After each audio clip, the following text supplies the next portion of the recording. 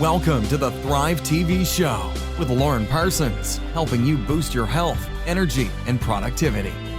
Kia ora koutou. Welcome to another episode of the Thrive TV Show. I'm Lauren Parsons, your host, and today I'm excited to be joined by Aaran McLeod, who is an amazing and inspiring business owner who I know really lives out a lifestyle of having a positive mindset, and that flows on to everyone around him. So thank you, Aaran, for being here today. Oh, I'm stoked to be here. Thanks, Lauren, for having me. Yeah, I'm really thrilled. And we're talking about the magic of mindset. So we're going to chat about why mindset is the key to success, the different mindset, the difference that mindset can make in your life, and some of the best mindset books. So I'm really excited to hear the titles that Aaran has to recommend. Before I get Yeah. into that, though, I just want to ask you some quick fire this and that questions, if that's all right. Yeah, perfect. So, cats or dogs? Dogs. Dogs. Okay, nice. Spots or stripes? I don't know. Let's go spots. Okay, nice. A mountaintop or beachfront? Mountaintop with a snowboard and my kids. Okay, nice, lovely. Fresh salad or hot veggies? Uh, Fresh salad, but it's got to have meat. Okay, nice. Yeah. Cajun chicken salad or something like that. Thai beef salad. Okay, all nice. All right. And would you rather go a week without your car or a week without the internet? Week without the internet. Okay, nice, beautiful. So Aaran is the founder of Advanced Accounting, which he grew from actually a working from home business to now being a large team, and they're about to expand into a new office. First and foremost, Aaran is a child of God. He's married to Tracey and they have four amazing children. He loves people and he loves business. And their business's purpose is all about helping passionate business owners achieve their goals doing what they love. So fantastic. And I know that Aaran brings curiosity and optimism to every situation. So perhaps just start by telling us a bit about what do you love about what you're doing now? It's so exciting. I get to work with business owners and see what they're up to, where they're going, and yeah, I mean, but business is such a amazing thing. It's integral to the entire society that we live in. And business owners, it can be a very, very lonely place. And so I get to come along and partner with them and navigate that journey of business, get to work out where they are, where they're going, and then we're on that journey to that new better destination. It's not always easy, and yeah, I get to be there through those hard times to bring some optimism, ask them good questions. In addition to that, it can be amazing. It can be those mountaintop moments, and so hanging out with them on those mountaintops as well is such a treat. So yeah, super grateful for where I am and the people I get to surround myself with. No. And I've got an amazing team, so they get to help me along the journey too. Yeah, and you really do. And I know this because Aaran and I met when we were both speaking at a conference together. And then I've since had the pleasure of coming in and seeing the atmosphere in your office. And you just have this amazing positive vibe going. There's beautiful things on the walls. You're actually always taking action on things. So tell us a bit about mindset and why it's so important. Yeah, so mindset, um, a lot of mindset in the way that I think about it is your thinking. And Carol Dweck's got the book Mindset when you got the like really simply the fixed mindset or a growth mindset. Yeah. And that growth mindset is fundamentally the ability to be teachable, to actually learn and grow. And so, are you teachable or not? And if you're teachable, then you can then grow through anything. And so, taking that ability to grow and learn is so critical. So that's kind of how I think about mindset, and then you can apply it to so many various different areas. Um, yeah, the ability to navigate hard things with a good mindset means that you're going to get through it a lot better. If if you encounter like really good things, you can get complacent. But if you stay curious and you want to grow, then a mindset around no matter what situation you're in of curiosity will push you through. Yeah, I love that. And it's interesting because I think we don't often think about how easy it is to become complacent. Like Mm, it's great when life is going well, whatever that means for people, but that is so true that we can just then become complacent if things are just ticking the boxes that we wanted to tick. So I love that. And I too, I really believe in the power of curiosity and, yeah, especially in those learning opportunities and when things don't necessarily go how we want them to think, what can I learn from this? yeah. So, and yeah, love the growth mindset. Carol Dweck, she's amazing. So tell me, what are some of the greatest lessons perhaps that you have learnt, whether that's from great speakers or books or things that you've come up with or realized yourself? Tell me about some of your great lessons.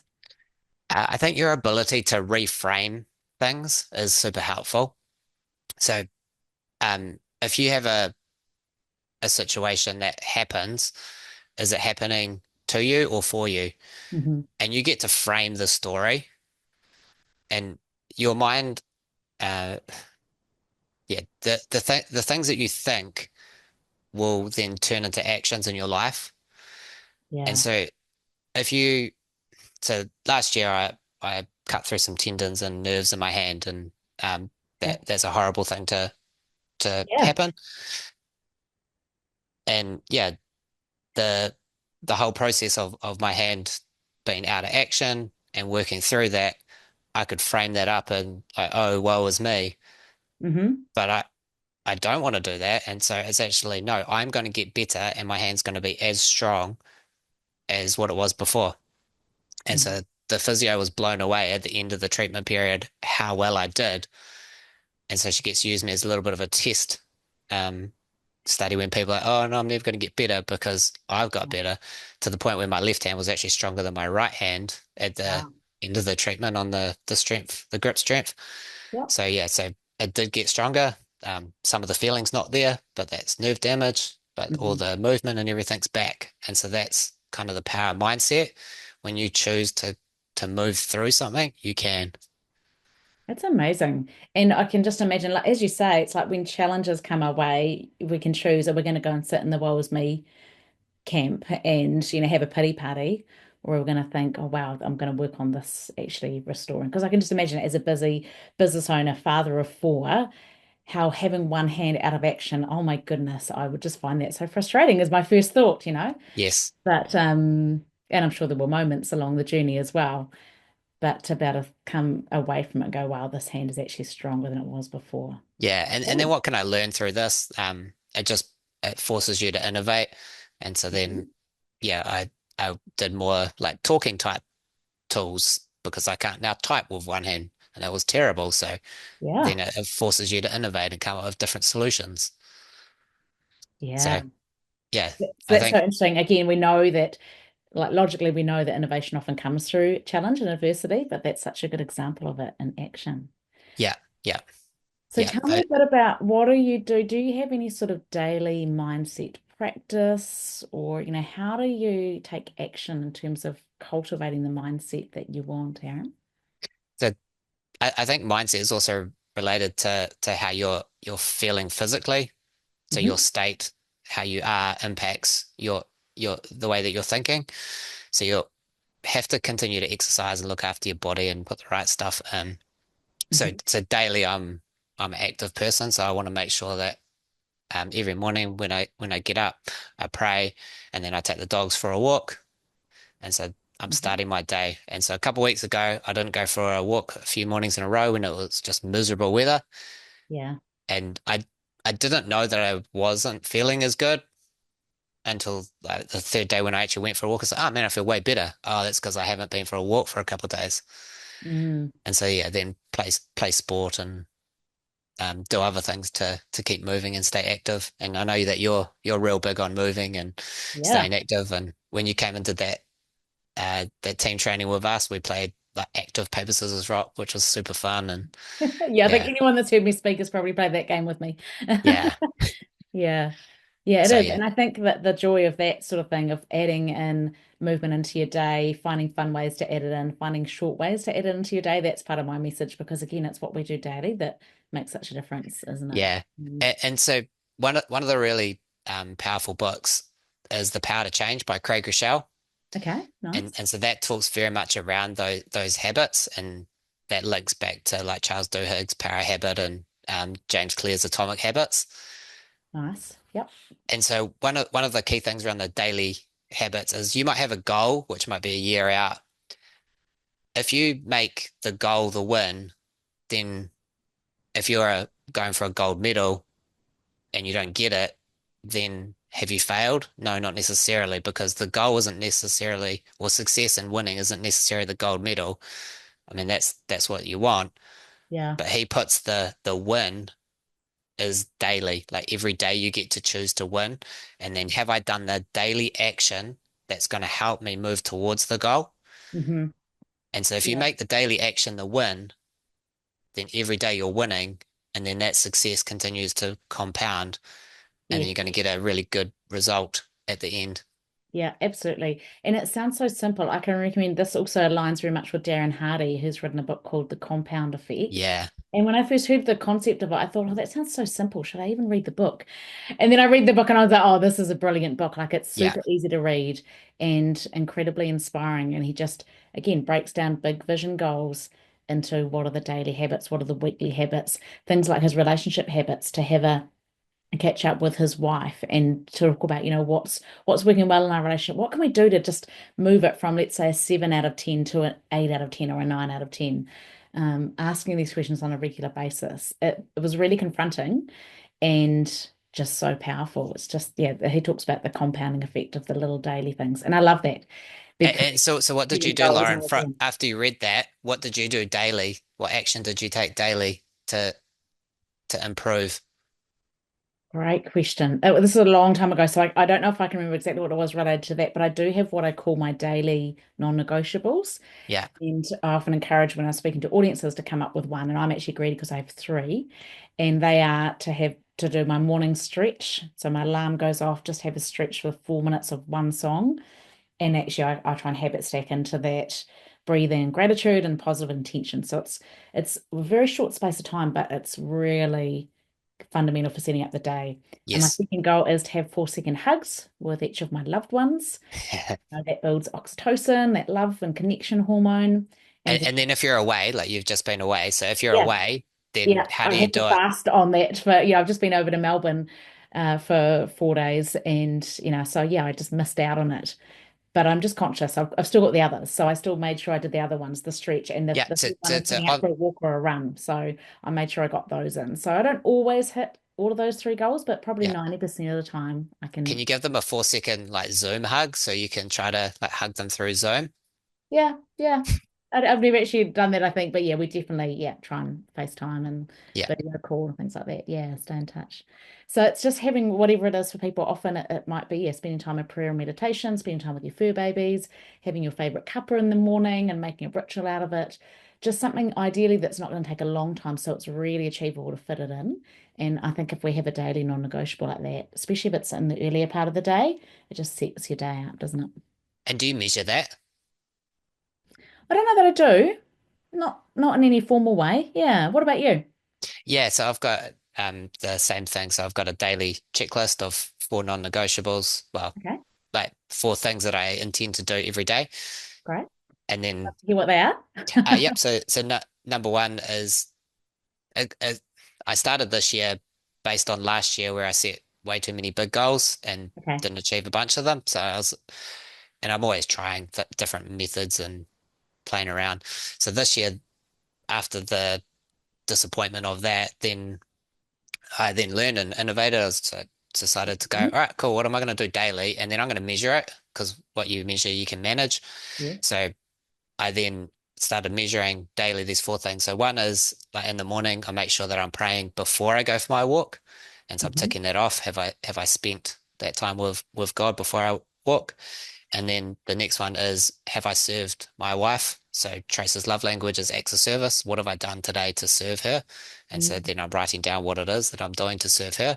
Number three is one meaningful conversation with one of my kids every day. So Cool. have I done that? Which child? And then number four is I've then got another sheet of exercises.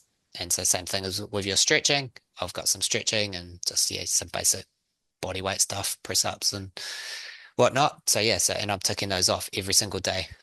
Cool. Oh, you're Yeah, inspiring me. This is what I need, I think, actually, because I've been thinking lately of just along similar lines of just updating a home gym and doing more because, yeah, when I'm traveling, I'm often using hotel gyms, but at home, all I'm doing is running. And so, yeah, this is inspiring me. And I love that it sounds so simple and it sounds almost insignificant, like having a one meaningful conversation with just one child, like one or all the yeah, kids. But actually, I can picture how much time and energy and focus that takes in a busy family life with different logistics. But what if you could every day? Yeah, I like that one. What if every week that means you're having, a meaningful conversation, probably a couple of times with yeah, your kids, and rather than just the hey, getting ready to get out the door and yeah. getting ready for dinner and then, oh, okay, off to bed. I love it. Because you need to look for those moments. And Yeah. you're like, cool, right, here's a good moment. And they ask a curious question. Right, cool. Now we can engage in some meaningful conversation. Not Mm. they yelling at you and screaming because they don't want this or they do want their ice cream, whatever it is. So, um, yeah, it's just got to look and pick those moments. Hmm. So tell me, what do you think is the difference that it makes when people do, start to focus on cultivating the mindset that they want? I think it has to be intentional. Like you have to intentionally choose to do that. A lot of the time when you start this, I'll bounce to another book, which will be quite helpful around overthinking. Well, a lot of people overthink. Yes. And so you'll go, oh, I can't do that, or you'll come up with these reasons and excuses, and all those reasons and excuses will hold you back from cultivating that new mindset. So you have to intentionally choose every day to have that mindset. And so a book by John Acuff called Soundtracks. Okay. So this is a really helpful book for overthinkers. It's a good book. It kind of it puts language around how I think generally. So I read it a couple of years ago, and I've shared this with a lot of people when they're going through overthinking or inability to reframe things. Hmm. So when you have a repeating negative thought pattern like I can't do this or whatever it is, then the first thing is self-awareness. So you need to recognize that thought. Okay, well, I'm thinking this thought all the time. So you need to recognize that. Hmm. And so once you recognize that you keep thinking that, then you need to run it through a filter. Okay, well, Yeah. this thought pattern, well, is this true? Likely it's Great not. question. Yeah. Yeah. So is this true? No, probably not. Well, maybe it is true, but if it is true, is it helpful? Is this a kind thing? Yeah. So is this helpful? Is the second question. And then the third question is it kind? And Hmm. so if you run it through that filter, then you can go, okay, well, this is actually a repeating thought. Do I actually need it? And if not, if it fails that test, Hmm. then you've got to retire that thought. I love So, it. so you've got to Yeah. say, see you later, thought, you're gone, Hmm. which is easy to say, hard to do. Yes. And Imagine. so once you retire it, you then need to actually replace it with a new thought. Yes. Love Because if you replace it, then you can put that new thinking in place of the other one. So rather than I can't, is how do I? So every it. time I say I can't, you can replace it with how do I? And so Yeah. every time you catch yourself saying I can't, it's how do I? Yeah, And so this is that can so powerful. And I love that you're talking about the replacing because we can't live in a vacuum. And so the more you exactly, try to, oh, I'm not going to think about this. I don't want to be a failure. I don't want to failure. I don't want to think about being a failure. I'm no longer thinking about a failure. You're still thinking about failure. yeah, You need to flip it to, I want to succeed, or I am succeeding, or I'm learning, or I'm growing, or whatever the phrase is. that's it. Yeah, Love it. that's Yeah. so good. And then those phrases, the last part of that sequence is to then put that new one, I am a success, Hmm. onto repeat. Yes. Hmm. So then you And the repeat present that. tense is what you've just done there. I am a success. So even if you're still feeling like, oh, I'm failing in some ways, I am a success because there's this great saying we used to have at the New Zealand College of Fitness, and it was be before you are and you will become. So act Yeah, in the way that you want to be acting when you are successful, speak in yeah, the way, dress in the way, have the daily routines and the mannerisms of this successful person. And, you'll probably be familiar with James Clear in Atomic Habits. He talks about how all habit change is first and foremost an identity change. If you want to yeah, read books, don't just think, I've got to read more books. Think, I am a reader. If you want to yes, get out and get running. I am a runner. Those sorts Yeah. of so good, isn't it? Yeah. Yeah. It's the who before the do. So Oh, nice. who am I? And so now that I am that reader, what do I need to do? I need to read. Hmm. So that identity-based habit of reading is then built into you.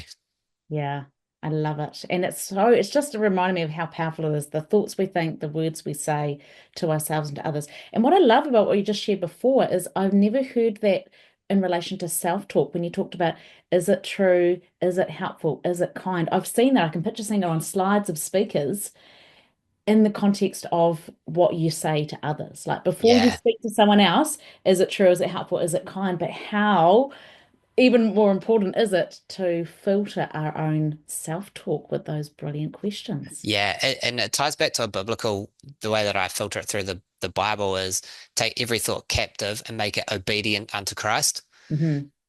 So you can take that thought and then you can make it obedient unto Christ is sort of the way that I take that internal self-talk. Yeah, and whatever is good, whatever is lovely, I can't remember exactly the words, but along those lines of whatever is positive, think on these things. Like there's Yeah. so much wisdom there, isn't there, around starting with our mindset. Yeah. Mm, Yeah. so good. Fantastic. Any other books that you want to share? Like if you had to think of best books in terms of mindset. So best books in terms of mindset. So that soundtracks one is very, very good for overthinking. Hmm. And then The Power to Change by Craig Groeschel is that, yeah, it's a fantastic book. Uh, a real boys book or military book is Extreme Ownership by Jocko Willink and Leif Babin, I think, is the two guys. Okay. And the yeah, that was one of the first books that I actually I listened to a lot of books and I listened to it on Audible. They talk, and that was one of the first audiobooks I ever listened to, and that kind of got me hooked onto to books. So that's a very, very good book, and it talks about their experience in Iraq through various different conflict situations, and Right. it takes a military learning leadership and around leadership, and then applies it to business or real life as well. And yeah, it's just about taking ownership over everything inside of your world. So yeah, so that I think that is a really good mindset to have. That yeah, what can I do? Like I am responsible for my actions. I am responsible for my thinking. And so just taking that next level of ownership over everything. Nice. Yeah. What about Fantastic. you, Laura? What are some of your favorite books on mindset? Oh, yeah, great question. Yeah, so the Darren Hardy one on Yeah, The Compound Effect. Yeah. compound effect is great. I've actually also just been recently reading partway through David Rock's book, which is called Your Brain at Work, which is Yeah. actually more about how your brain actually works. And it's a little bit on, yeah, it's just one of the best books I think I've ever read, although I often feel like that when I just read a book. But it really, the way it's written is beautiful. It's this analogy, and it's a husband and wife, and it plays out a scenario as part of their day when they're just doing everything wrong in terms of the way that we can use our brains.